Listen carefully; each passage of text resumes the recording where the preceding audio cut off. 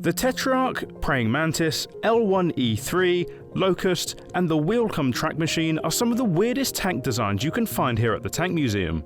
In this compilation of ingenious and odd designs, tank historian David Fletcher gives us his assessment on each.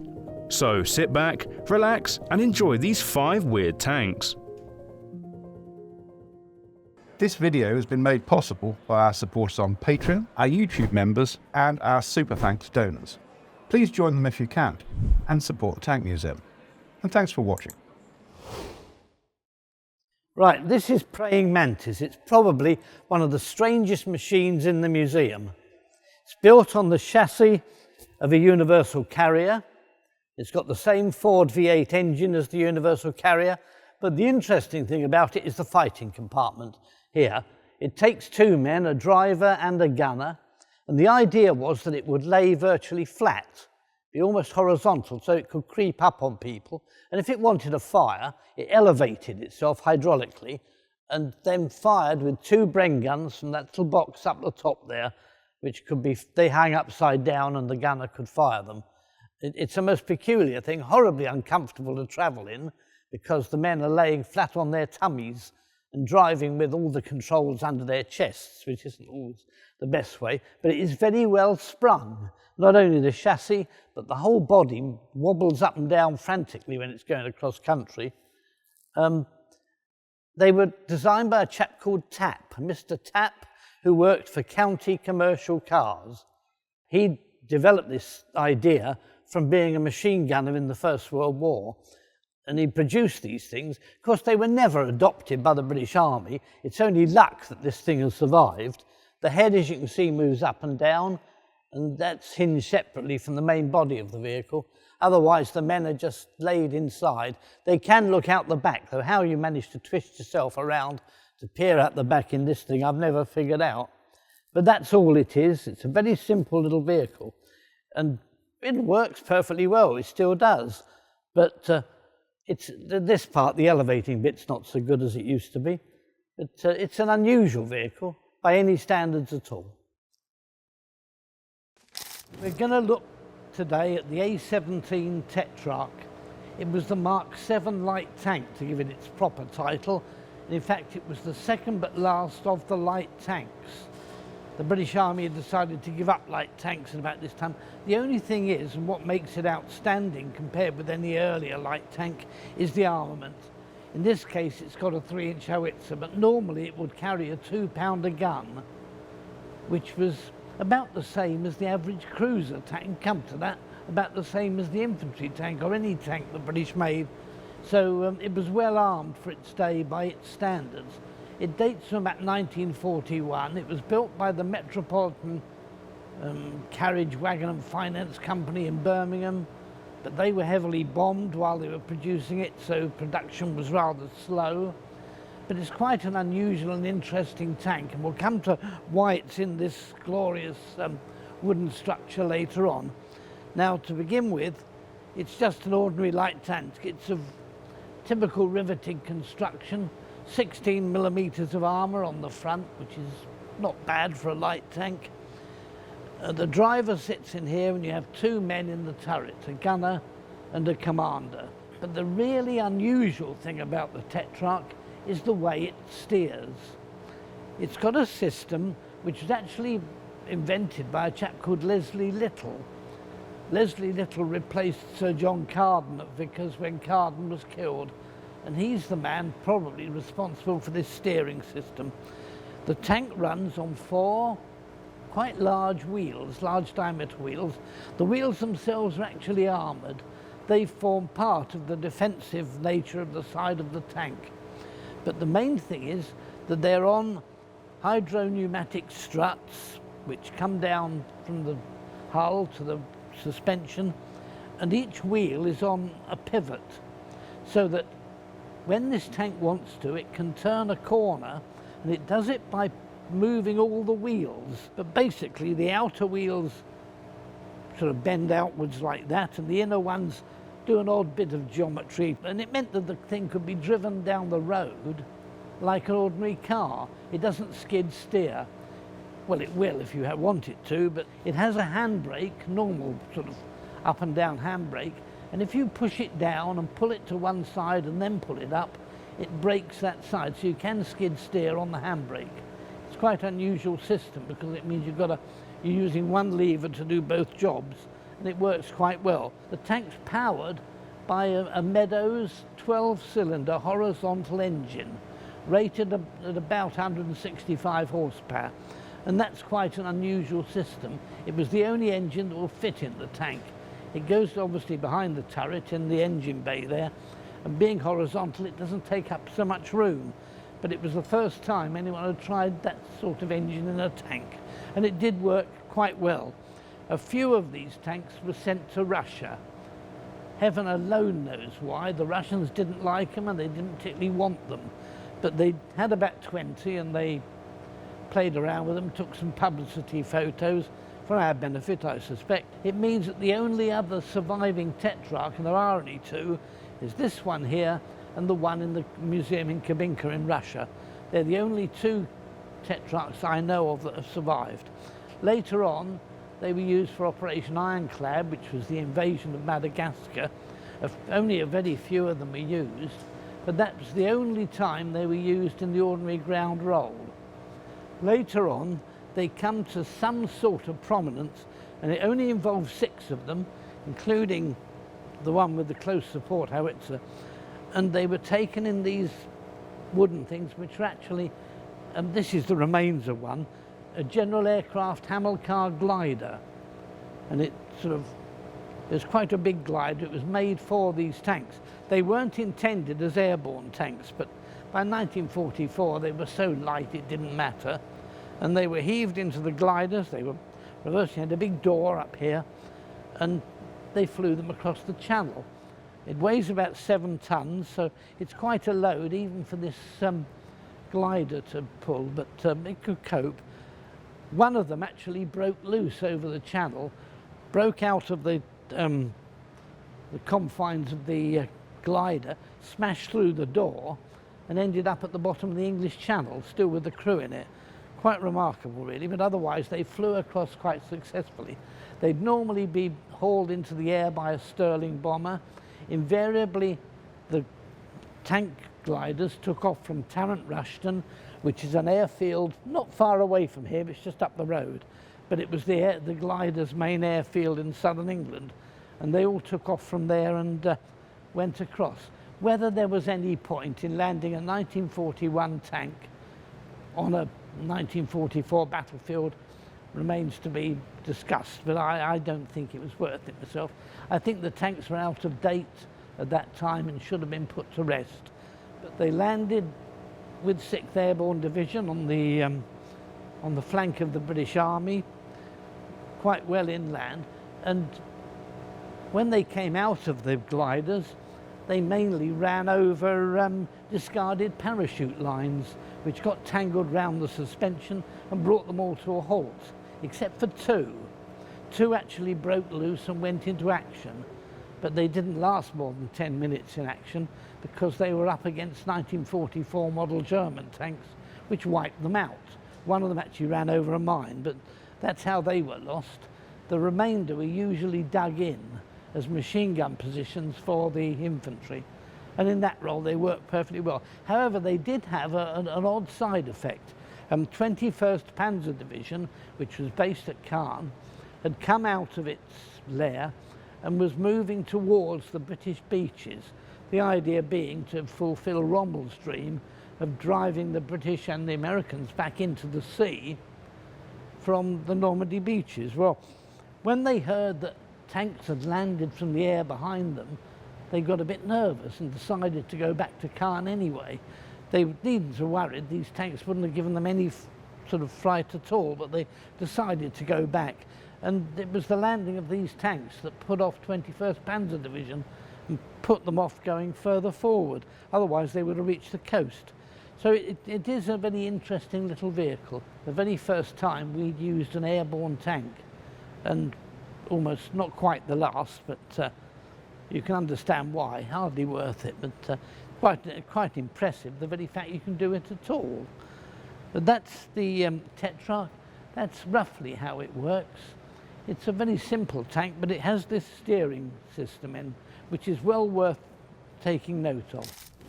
Now we're having a look at a light amphibious tank, actually a vehicle that came out in 1938. Now we've done this vehicle before in the worst tanks video, but now we're going to look at it in its own right. But I ought to say beforehand that I dislike amphibious tanks from the word go, so I'm not really the best person to talk about it, but anyway, never mind. It is a one-off. It was built by Vickers Armstrong as L1E3 and is the only amphibian of its type that comes out. Before then they produced a whole load and sold a number of them, none to the British of course, but this one was built just before the war and then they more or less lost interest in it. Now to begin with, the amphibious nature, it's covered in a flotation box all the way round.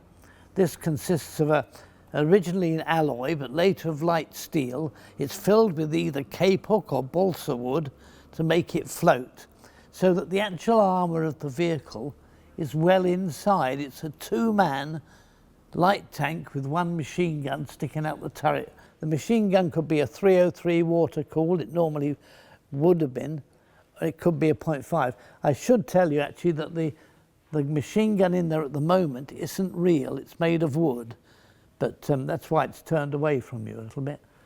But the armour, such as there is of it, it's actually mild steel plate in this case, is 9mm thick, which is nothing. And a light tank of that period was at least 14mm, and other tanks were normally about 30. So 9mm, hardly worth bothering about. You could probably knock it out with a pistol. It's got a Meadows 6-cylinder engine in it. It goes pretty fast. It'll travel at about 30 miles an hour on land, though it's a bit hopeless in the water. The tracks are standard light tank tracks. It's got the Horseman style suspension, but although in a close-up you'll notice that some of the bogies have got spoked wheels, when it was originally built they all had disc wheels, probably slightly hollow to add to the flotation. But that was just a change that took place over the years really, because the thing was put under wraps for more or less for the whole war period, was then tested again in 1945, and they still found it was absolutely useless. The trouble with these vehicles, with amphibians generally, is that they're okay on the land. They'll do about 30 miles an hour, at least this one would, reduced to about 3.7 miles an hour in the water. The problem is always getting out. If they swim across a river, if the other side has muddy shores and a load of reeds, it'll get stuck. And no amount of attempts to straighten it out will stop it. So that's the big problem. The system allowed for them to detach these flotation panels from inside the tank when it came out the water, but they never did. They only used it for training anyway, despite the fact it's rather knocked about. It was only used as a training vehicle, and they never actually used it as an amphibian, except once or twice to try it out. The interesting thing, however, is the drive from the drive sprockets to the propellers at the back. This thing has got twin propellers. They're cowled. There's a sort of circular cowl around each propeller. It's what they'd call in naval circles a court nozzle. And the whole thing, the thing swivels like the rudder of a ship. The vehicle's front track drive, you'll find the sprockets on the front, and there's a shaft leading from each sprocket all the way to the back to drive the propellers. So you can drive it like a tank in the water, if you like, by slowing down one, speeding up the other, and so on, get it to steer. But it would steer quite well with the court nozzles on it. It's got the anchor on the rear with a rope, so you can throw the anchor overboard if you need to. But the idea is not to get it into too deep a water. But that's this vehicle. It's quite buoyant in a way. It looks quite good in the water, but not really a good idea for a tank, I don't think, to make them float. But there we are. That's the amphibious light tank L1E3.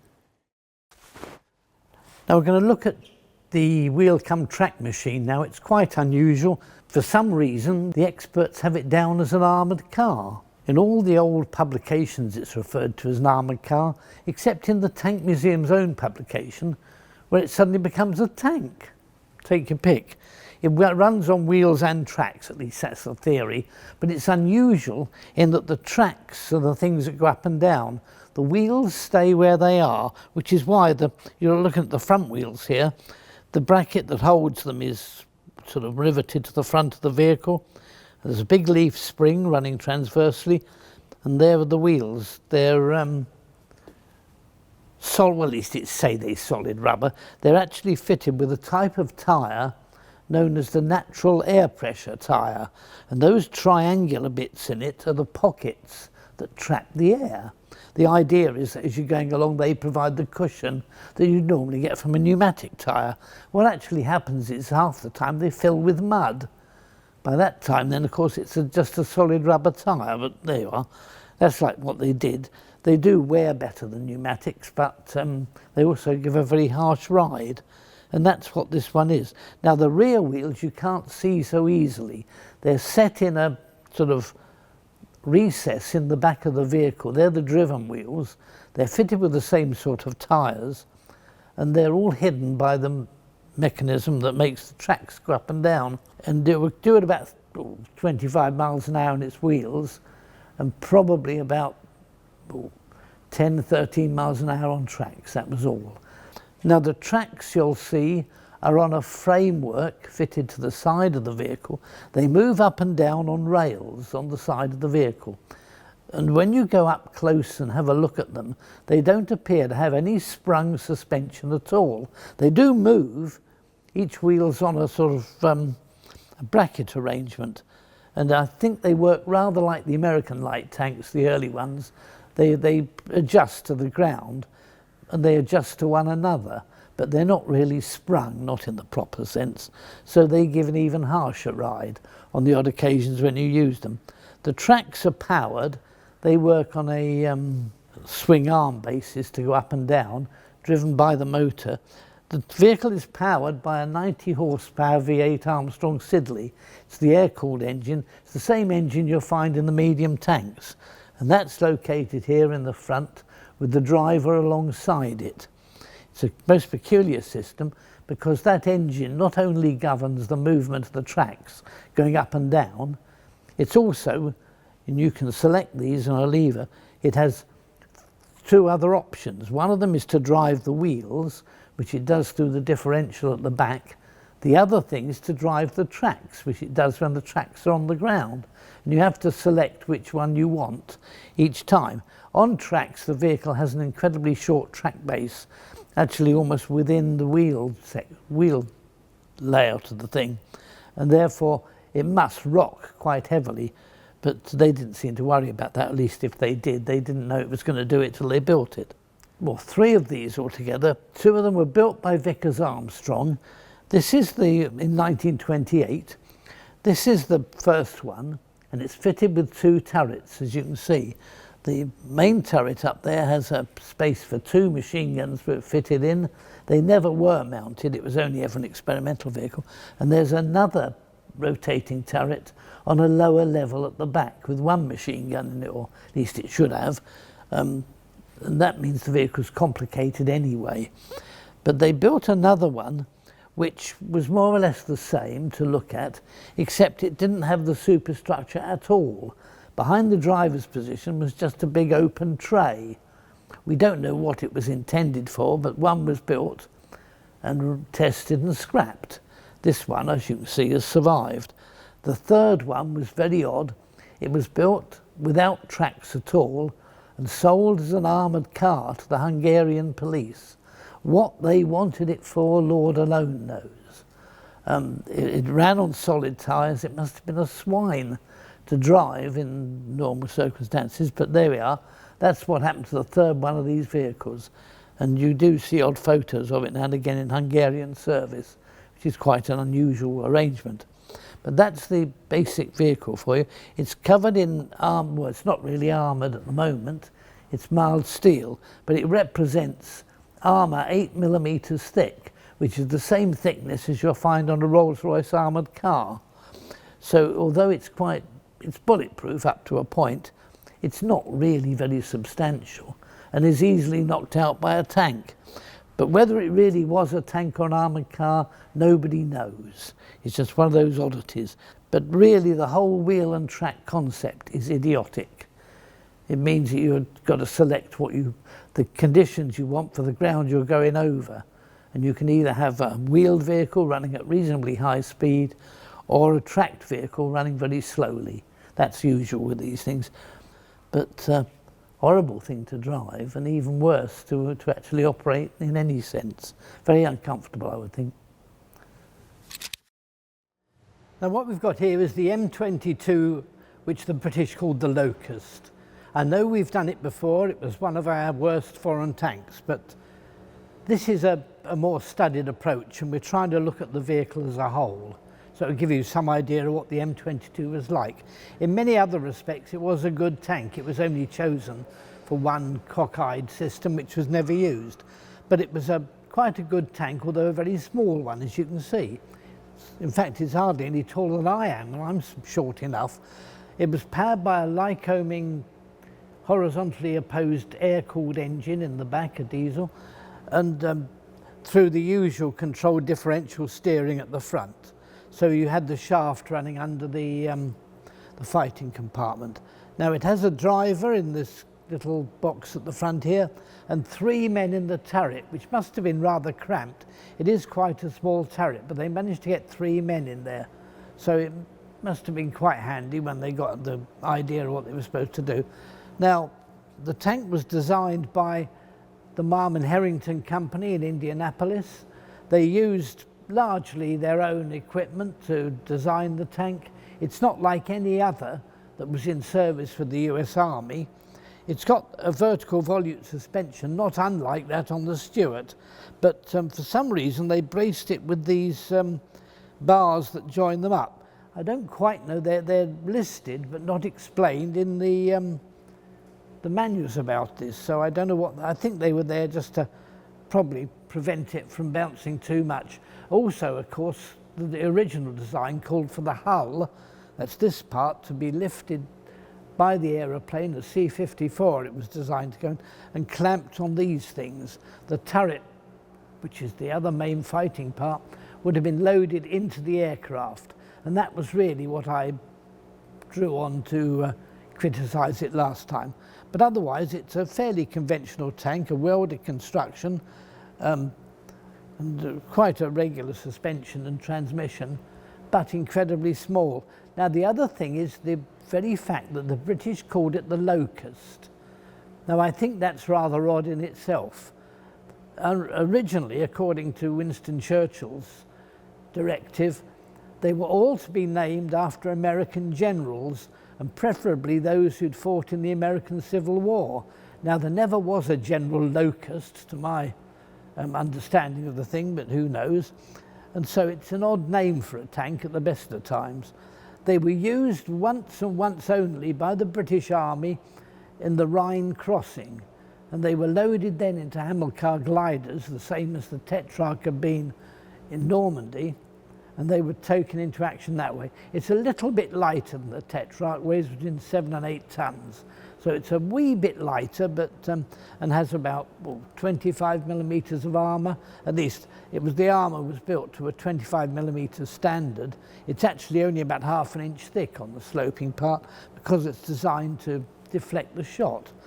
The turret, however, is in 1 inch or 25 millimeter armour all round. It's armed with a 37 millimeter gun with a coaxial Browning alongside it. Originally, with the T9, the prototype, they had 2 machine guns in the hull, and putting more machine guns onto a tank was not only a standard American practice, but they felt they'd be more useful, and they said when the T9 was designed that they wanted as many machine guns on it as possible. Well, they soon found that the extra machine guns in the front added to the weight, and in fact, in order to reduce the weight, they did away with those hull machine guns, they did away with the levelling system for the main gun in here, the stabilizer, and they did away with the automatic turret traverse, anything to save weight. All those bits were removed and the tank was sent into action. But they were only used the one time by the British Army with the Hamilcar gliders to land across the Rhine. That was the idea. Some of them served after then as battery officers' chargers for the Royal Artillery. So you'd have a self-propelled battery, say equipped with sextants, with these things as the sort of recce vehicle, if you like, for the battery. They'd go ahead, select where the guns were going to be stationed and used that way, but not really in action in the same way as a fighting tank. But they're quite interesting. It's quite an unusual little vehicle. It had quite a good top speed. The top speed was reckoned to be about 35 miles an hour, which is quite good for a small vehicle, powered by a relatively small engine. But it was quite powerful enough for this thing, and they're quite an interesting little tank.